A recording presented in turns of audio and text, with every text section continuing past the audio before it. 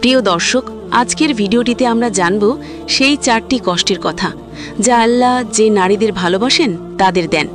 এই 4টি কষ্ট কখনো আমাদের হৃদয় ভেঙে দেন, কখনো আমাদের আত্মাকে পরিশুদ্ধ করেন, আর প্রত্যেকটি কষ্টের লুকিয়ে রয়েছে জান্নাতের বিশেষ রহমত। তো সেই 4টি কষ্ট জানার আগে আমি আপনাদের কাছে অনুরোধ করব কি অবশ্যই ভিডিওটি শেষ পর্যন্ত মনোযোগ দিয়ে শুনবেন। আর ভিডিওটি যদি ভালো লাগে তাহলে লাইক, কমেন্ট, শেয়ার করে দেবেন। তো চলুন জেনে নিই 4টি কষ্ট যা আল্লাহ তাআলা সেই নারীকে দেন যাকে তিনি ভালোবাসেন। নাম্বার 1, দারিদ্র্য ও জীবনের সংকট। প্রিয় বোন, কখনো ভেবেছ কেন জীবনে এত কষ্ট, এত অভাব, এত চাপ? বারবার মনে হয় সব কিছু যেন আমার বিপরীতে যাচ্ছে। হয়তো তুমি চেষ্টা করো, পরিশ্রম করো, তবুও ফল মেলে না। হয়তো তুমি সবার জন্য ভালো চাও, তবুও দুনিয়া তোমার জন্য কঠিন হয়ে যায়।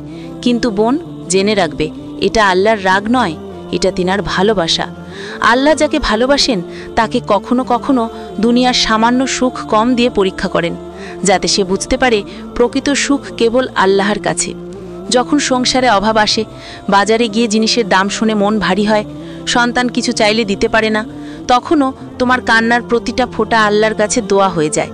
এই কষ্ট তোমার আত্মাকে নরম করে, তোমাকে কৃতজ্ঞ বানায় এবং তোমার অহংকার মুছে যায়।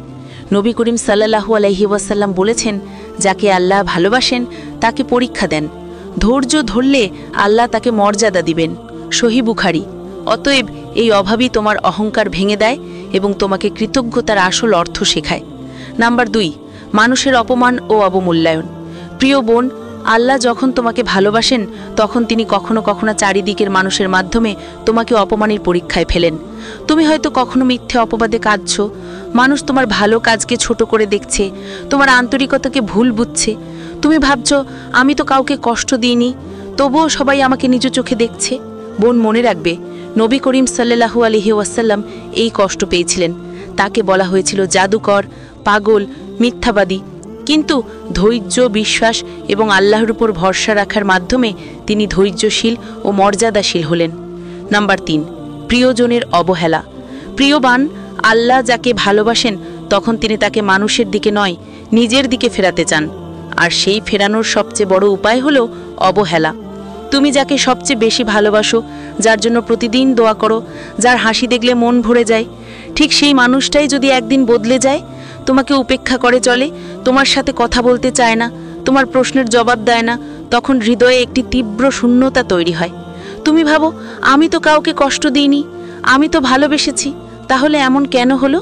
বোন, বুঝে নাও, এটা তোমার ভুল নয়, এটা আল্লাহর রহমতের একটু লুকানো ইশারা। আল্লাহ জানেন তুমি মানুষের ভালোবাসায় এতটাই ডুবে গিয়েছিলে যে ধীরে ধীরে আল্লাহকে ভুলে যাচ্ছিলে। তোমার কান্না, তোমার দোয়া সবই ছিল মানুষের জন্য, কিন্তু আল্লাহ চান তুমি আবার তিনার দিকে ফিরে যাও। তুমি যখন প্রিয়জনের অবহেলায় কাঁদো, তখন আল্লাহ তোমার কান্না শুনছেন। তুমি যখন বলো, হে আল্লাহ, কেউ আমার খবর নেয় না, তখন আল্লাহ বলেন, আমি তোমার খবর রাখছি আমার প্রিয় বান্দা। যদি তুমি এই অবহেলায়ও নামাজে স্থির থাকতে পারো, কাউকে অভিশাপ না দাও, বরং নিজের ভুল খুঁজে আল্লাহর দরবারে নিজেকে সঁপে দাও, তাহলে তুমি আল্লাহর সবচেয়ে প্রিয় নারীদের একজন হয়ে যাচ্ছ। নাম্বার 4, কঠিন পরীক্ষা ও বিপদ। রোগ, ঝুঁকি, জীবনের ঝড়। প্রিয় বোন, আল্লাহ যাকে ভালোবাসেন তাকে কখনো কখনো জীবনের বড় পরীক্ষা ও বিপদের মধ্য দিয়ে যাচাই করেন। এটি হতে পারে রোগ, দুর্ঘটনা, পারিবারিক সমস্যা বা অন্য কোনো কঠিন পরিস্থিতি। কুরআনে আল্লাহ বলেন, আমি অবশ্যই তোমাদেরকে পরীক্ষা করব, কিছু ভয়, ক্ষুধা, ধন সম্পদ, প্রাণ এবং ফলন ক্ষতির মাধ্যমে। আর যারা ধৈর্যশীল পারার সুসংবাদ পাবে।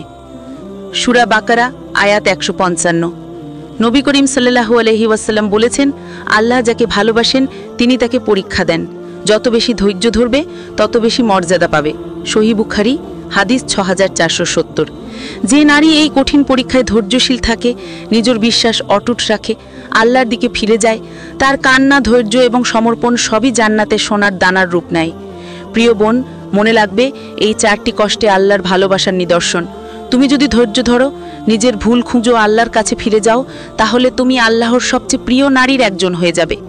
আল্লাহ সবসময় তোমার পাশে আছে, তাই কখনো ভয় পেও না, কখনো আশা হারিও না।